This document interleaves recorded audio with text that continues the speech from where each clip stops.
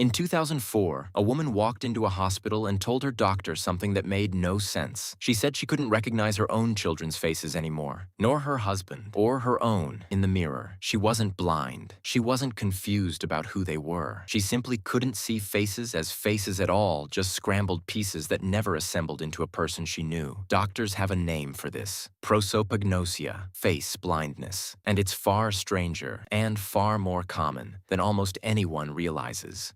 Right now, look at someone's face, anyone's, your own. If there's a mirror nearby, your brain does something in that half second that feels effortless, but is actually one of the most computationally demanding things it ever does. It doesn't see eyes, a nose, a mouth, and add them up. It processes the whole face at once, instantly, as a single unified shape. Neuroscientists call this holistic processing. It's why you can pick out one friend's face in a crowd of thousands without even trying. Somewhere in your brain is a tiny region, about the size of a blueberry, called the fusiform face area. It exists for one job only: recognizing faces, and in some people, that job simply fails. The first modern case was documented in 1947 by a German neurologist named Joachim Bodamer. He was treating a 24-year-old soldier who had been shot in the head during World War II. The soldier survived, and physically, he seemed fine. He could see colors, he could read, he could recognize objects, animals, even handwriting, but he could not tell one human face from another. Not his mother's, not his own, in a mirror. Bodamer showed him photographs of celebrities, then of the man's own family. Nothing registered.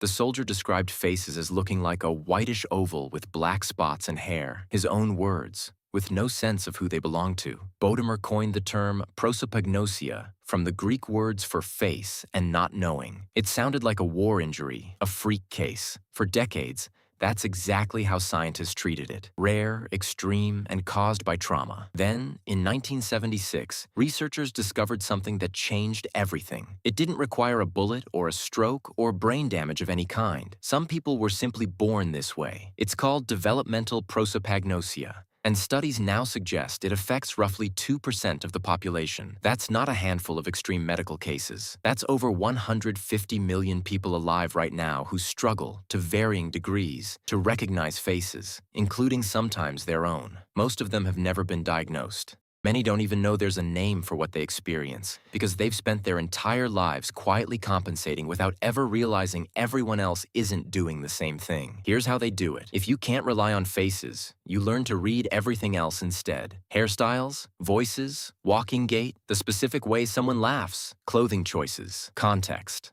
Like knowing your coworker only ever sits at the third desk from the door. One woman with the condition described recognizing her own husband primarily by his shoes and the sound of his footsteps on the stairs, because if he wore a hat, walked differently, or stood in an unfamiliar room, she genuinely couldn't be certain it was him. People with face blindness build entire invisible tracking systems, running quietly in the background of every conversation, just to keep up with a task most people never think about twice. And here's the part that gets stranger. For some, it isn't just other people's faces that fail to register. It's their own. In 2011, neuropsychologists studying self-recognition found that people with severe prosopagnosia sometimes cannot identify themselves in a photograph or even in a live video feed without contextual clues. One case study described a woman who said while getting ready in the morning, would occasionally catch her reflection unexpectedly and feel a jolt of confusion before her brain caught up and told her, logically, that it had to be her. Not because the face looked wrong, because it didn't register as anything at all. Just a face, unconnected from any sense of mine. Researchers describe this as a strange kind of double blindness. It's not that the person forgets who they are. Their memory, their personality, their sense of self, all of it stays completely intact. What's missing is the automatic visual bridge between this pattern of features and that is me. For most of us, that bridge is instant and invisible. We never notice it exists because it never fails. For people with prosopagnosia, that bridge simply isn't there, and they've had to build detours around a gap most of us don't know is possible. Some cases go even further. In extremely rare, severe presentations, sometimes following stroke or brain injury, patients report a condition where mirrors themselves become disorienting. Not because they can't see the reflection, but because the reflection doesn't feel connected to any internal sense of self at all. It becomes an object in the room, technically accurate, entirely meaningless. Some describe it as looking at a photograph of a stranger who happens to be standing exactly where they are standing, moving exactly when they move. Which raises an uncomfortable question. How much of your sense of you is actually built on the assumption that your reflection matches some internal picture you're carrying around? Most people have never once had to test that assumption because it has simply never failed them. For roughly 1 in 50 people,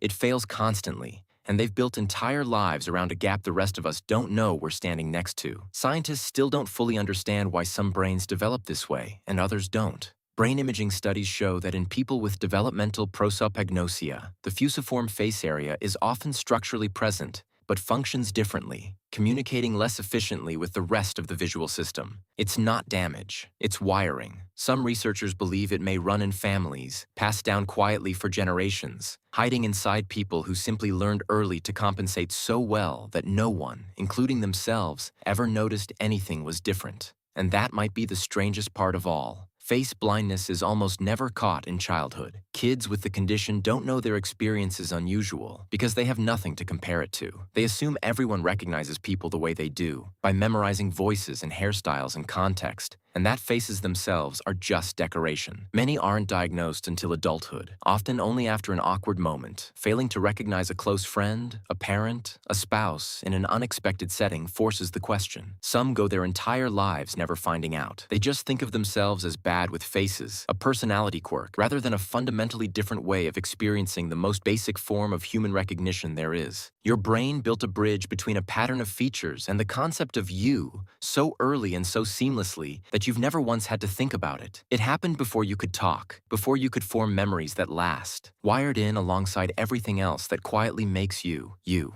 For most of the population, that bridge is so reliable it becomes invisible. It only becomes visible in the people for whom it never fully formed, the ones who look into a mirror every morning and have to work, consciously, to convince themselves of something the rest of us have simply always known without asking. Somewhere out there right now, someone is getting ready for their day, catching their own reflection, and quietly rederiving all over again exactly who they're looking at.